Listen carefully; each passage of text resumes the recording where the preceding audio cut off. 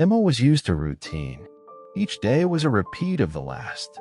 She woke up early, put on her waitress uniform, and spent the day running around, serving customers and trying to survive the frantic pace of her work. The restaurant where she worked was not luxurious. It was simple with small tables, a wooden counter, and a cramped kitchen, but she considered it her safe place. Her life wasn't easy, but it had a purpose. What she didn't know was that this seemingly ordinary day would change the way she saw the world and the people around her. The customer who came in that afternoon wasn't like the others. He wasn't the kind of person Emma usually saw in the restaurant. He was dirty, with torn clothes and a tired look, as if the weight of all his years was there, stamped on his face. She noticed that he walked with difficulty, as if he was carrying the weight of the world with every step. But what struck her most was the silence he emanated. He wasn't like those who usually complain or ask for more attention. He seemed lost, as if he was there out of necessity, but also out of a kind of hopelessness. Many people had already come and gone through those doors, but something about this man was different. Emma approached cautiously, but without hesitation. She had already learned that, in her profession, a friendly smile could change someone's day. She knew that he probably didn't have much money, that he might not even be able to afford a decent meal, but in her heart, something was asking her to do more than just serve him. She knew that he was there not just for the food, but for a gesture of humanity that he had perhaps been waiting for a long time. It was something inexplicable, something that made her approach him and say, "Would you like something hot? I can help." The man looked at her, surprised. He didn't seem to believe what he was hearing. Distrust was evident on his face, but at the same time, his eyes shone for a moment, as if the kindness she was offering was something rare, something he no longer expected from anyone. He hesitated, looked at the window, at the other customers who were busy with their own lives, and then looked at Emma again. He looked fragile, as if any gesture of kindness could somehow break him. Emma didn't want to ask the reason for his situation. She didn't want to judge. She knew that some people were on the street because of choices that life had imposed on them, and not through any fault of their own. Emma walked away, but still felt the weight of the situation. She knew that giving that bowl of soup could be the most important thing she did in her day, maybe even in her life. But she also knew that it wasn't just about feeding someone. It was a connection. Something she felt in her chest as she saw him sitting there, so quiet, so lacking in energy. She went back to the kitchen and asked them to prepare the soup. It was simple, but warm enough to warm the man's cold body. As she prepared the soup, Emma couldn't take her eyes off the man.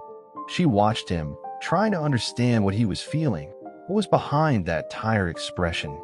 He seemed completely cut off from the world, as if he were somewhere else, trapped in his own memories. When she handed him the soup, something strange happened. He looked at her with a shy but genuine smile, something Emma rarely saw. He seemed touched by her kindness, and something inside her warmed to it. He didn't say anything other than a simple, "Thank you more than you know." But those words wouldn't leave her head. Emma stood there, watching him as he ate slowly, each spoonful seeming to be his last.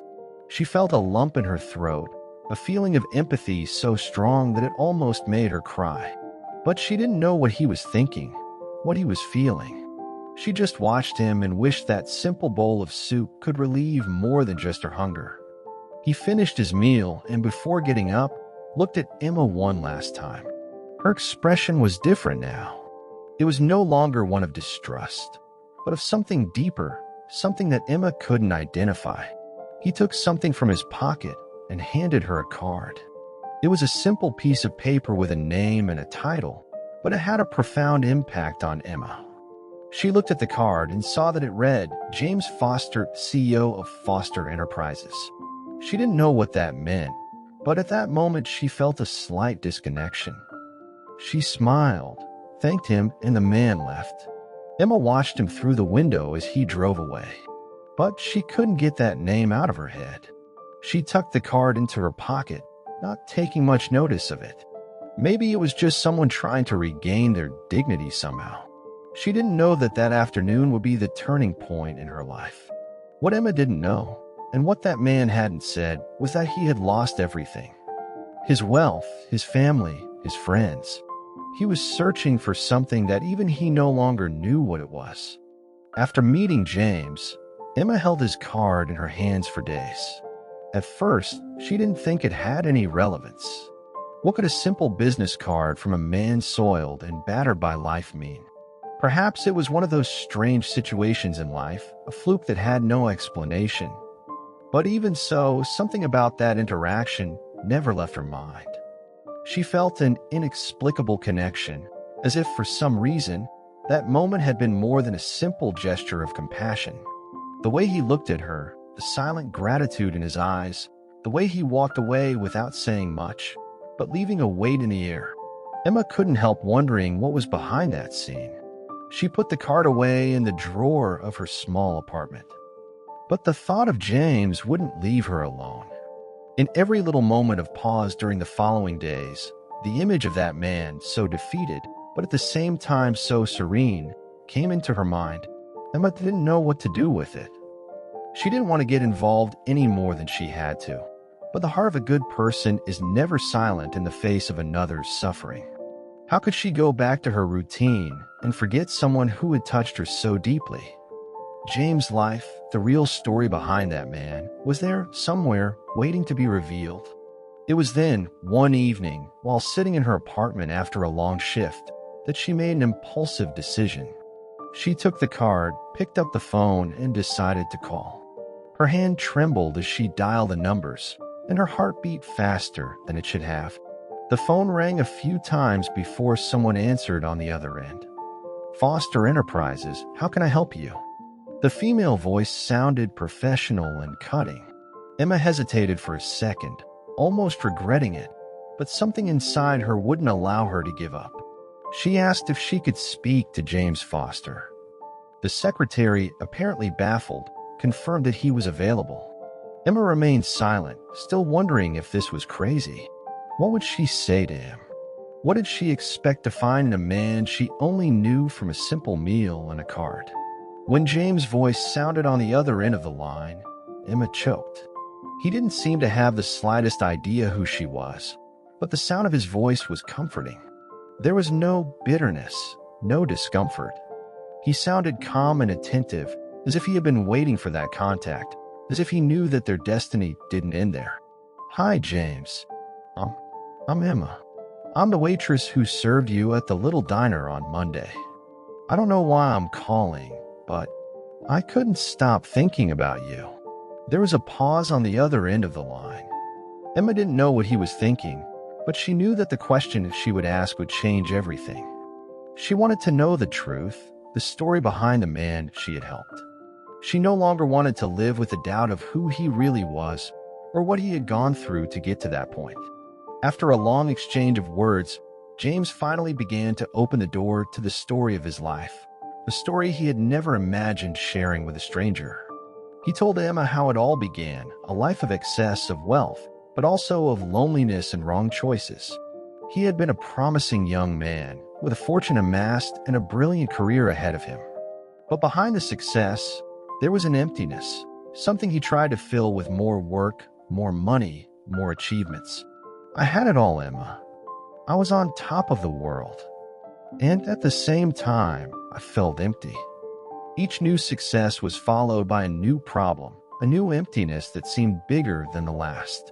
I distanced myself from everything and everyone. And when the fall came, it wasn't a simple stumble. I lost my wife, my children, the company it had taken me years to build. And when I realized that I had no one left, that my life was in ruins, the only thing left was the street. James continued, his voice laden with a regret that Emma couldn't fully comprehend. She could never understand the weight of his words, but she felt the pain in every one of them.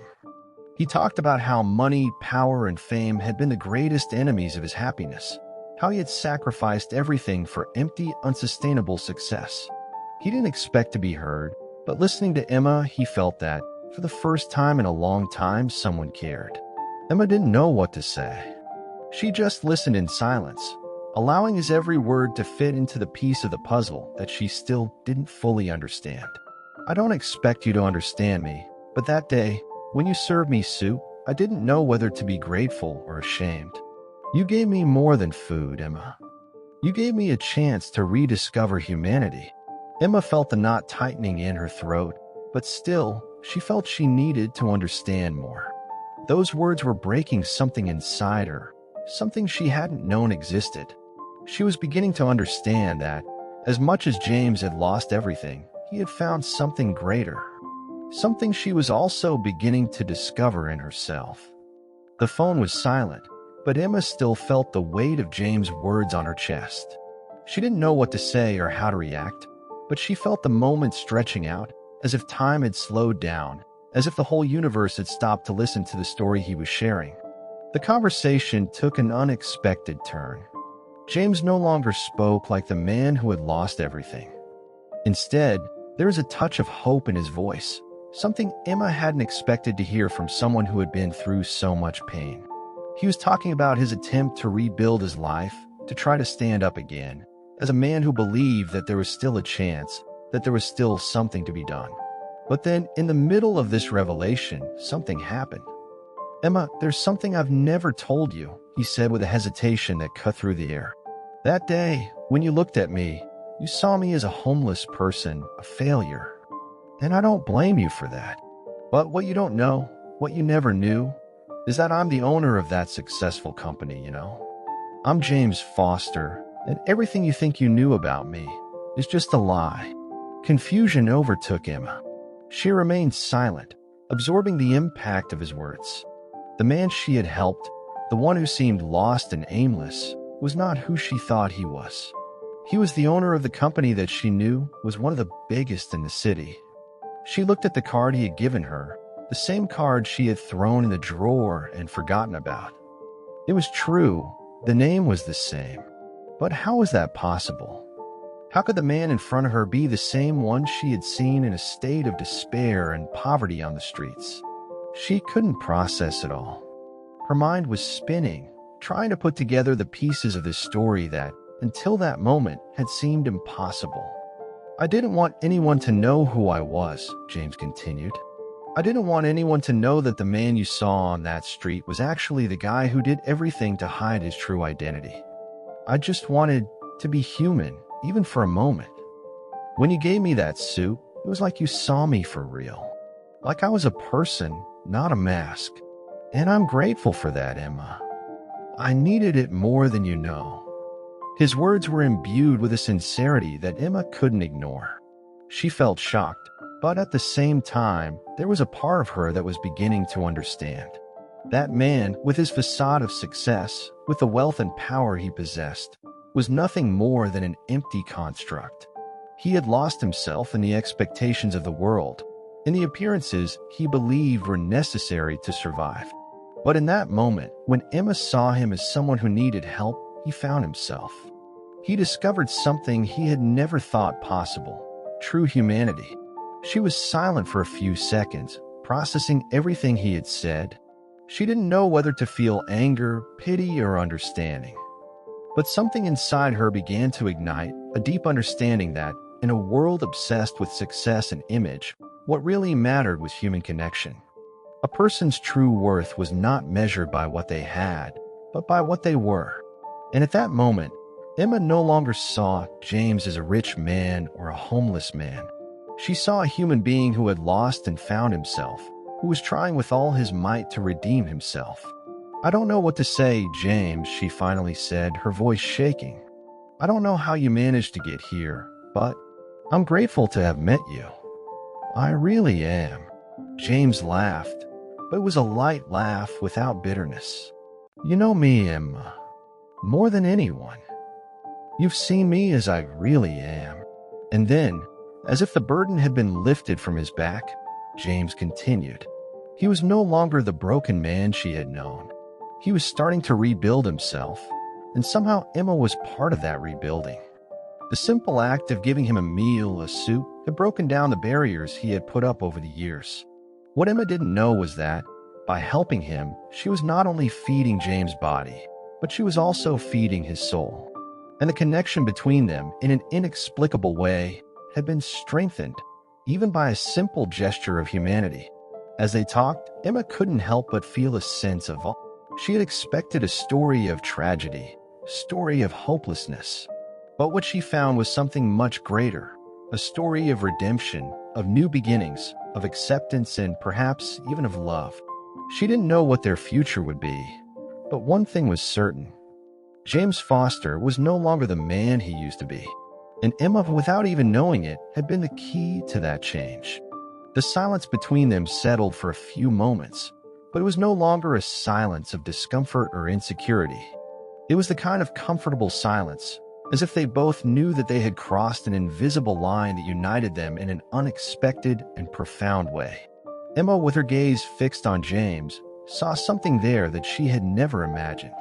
A man who, behind all the layers of success, wealth, and pain, still had the same heart as anyone else, eager to be seen and accepted. She felt a mixture of compassion and admiration for him, because deep down, he was no different from so many others who carry scars that the world doesn't see. James, on the other hand, was no longer oppressed by shame. He had rediscovered something fundamental, his humanity, something he had lost in the midst of a life of appearances and expectations. He was no longer the broken man who hid behind a disguise. He was a man who finally had the right to be seen for who he really was. No longer as the homeless man, no longer as the CEO of a large company, but as James, the man who, for a brief moment, had been nourished by the compassion of another soul. There were no magic words to define that moment, but the truth was there, in the air, between the two of them. What had seemed like a simple gesture, a shared meal, had turned into something transformative, something that transcended differences in class and status. They had both learned something about the value of really being seen, of connecting beyond appearances. And with that, perhaps Emma and James had helped each other more than they could ever have imagined. Just for those of you who like a good story and have watched to the end, leave your comment below from which city you're watching, and I'll leave a heart in your comment. Bye, and see you in the next video.